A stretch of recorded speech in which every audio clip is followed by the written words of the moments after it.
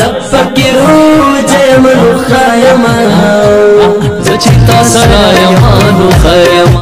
په سوشل میډیا ورځې مخکې یو سندره ډېره زیاته ټرند کې وچلېدله چې د هغې نه پس بیا ورپسې اوس تانات راغلي چې دغه هم په سوشل میډیا ډېر وایرل شوی. مکمل یې دغه چې کوم د سندرې هغه طرز دی هغه یې راغوستی او په آینات لیکلی دی.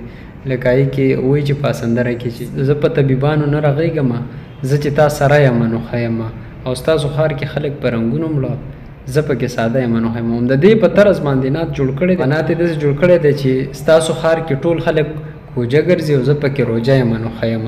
همدغه نعت په سوشل میډیا پسې ډېرو خلکو طنز کړی دی او هغه ډېر زیات شیر کړی دی.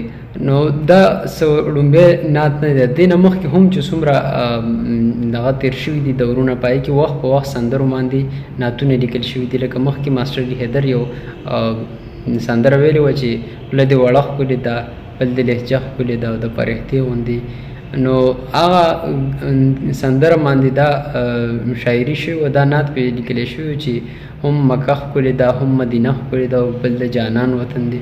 نو دا قسم شاعري چې کله په سندرو باندې نعت لیکل کېږي نو د هغې وجه دی چې دې د زړه نه مینه نه وي هغه شانتې خواري نه شي کولی هغه شانتې شوق نه نو دغه سندر راوالي د په ځای نعت ولیکي او کوم چې لکه د زړه نه ډایرکټ لیکلي هغه شانتې نعت بیا ونه لیکلي سندرې راواخلي د هغې په طرز باندې نعت ولیکي.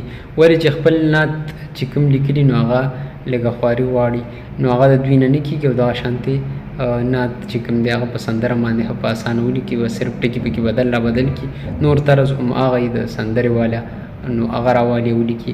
یعنې مخکې چې کوم نعتخوانان تېر شوي او کوم کتابونه لیکلي وي د زړه نه لیکلي چې زړګیه سترګې لګوه قدم لاره نه ده حضرت پیښې قدمونه دومره خوان نه ده.